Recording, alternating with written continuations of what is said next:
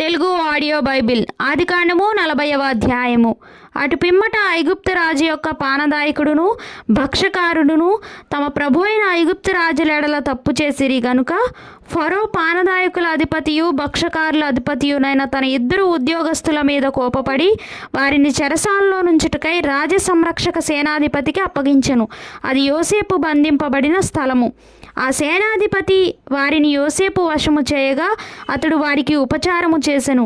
వారు కొన్ని దినములు కావలిలో నుండిన తరువాత వారిద్దరూ అనగా చెరసాల్లో బంధింపబడిన ఐగుప్తు రాజు యొక్క పానదాయకుడును భక్షకారుడును ఒకటే రాత్రి యందు కలలు కనిరి. ఒక్కొక్కడు వేరువేరు భావముల కల కనెను.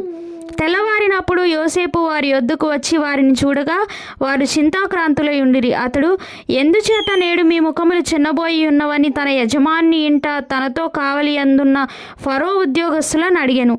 అందుకు వారు, మేము కలలు కంటిమి, వాటి భావము చెప్పగలవారెవరునూ లేరని అతనితోననగా యోసేపు వారిని చూచి, భావములు చెప్పుట దేవుని అధీనమే కదా, మీరు దయచేసి ఆ కలలు నాకు వివరించి చెప్పుడనెను. అప్పుడు పానదాయకుల అధిపతి యోసేపును చూచి, నా కలలో ఒక ద్రాక్షావల్లి నా ఎదుట ఉండెను. ఆ ద్రాక్షావల్లికి 3 తీగెలుండెను. అది చిగురించినట్టు ఉండెను. దాని పువ్వులు వికసించెను. దాని గెలలు పండి ద్రాక్ష ఫలములాయెను. మరియు ఫరో గిన్నె నా చేతిలో ఉండెను.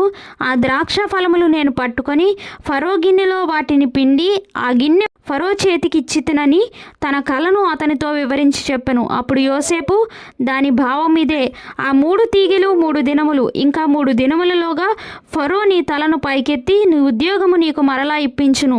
నీవు అతనికి పానదాయకుడవై ఉన్న నాటి మర్యాద చొప్పున ఫరో గిన్నెను అతని చేతికి అప్పగించదువు.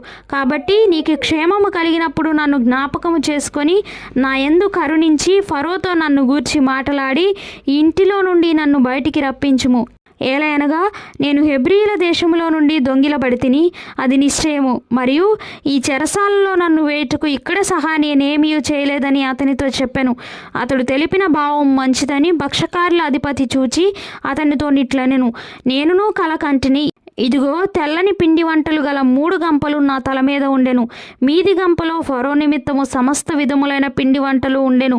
పక్షులు నా తల మీదనున్న గంపలో నుండి వాటిని తీసుకొని తినిచుండెను. అందుకు యోసేపు, దాని భావం ఇదే, ఆ 3 గంపలు 3 దినములు, ఇంకా 3 దినములలోగా ఫరో నీ మీద నుండి నీ తలను పైకెత్తి మ్రాను మీద నిన్ను వేలాడదీయించును. అప్పుడు పక్షులు నీ మీద నుండి నీ మాంసమును తినివేయునని ఉత్తరమిచ్చెను.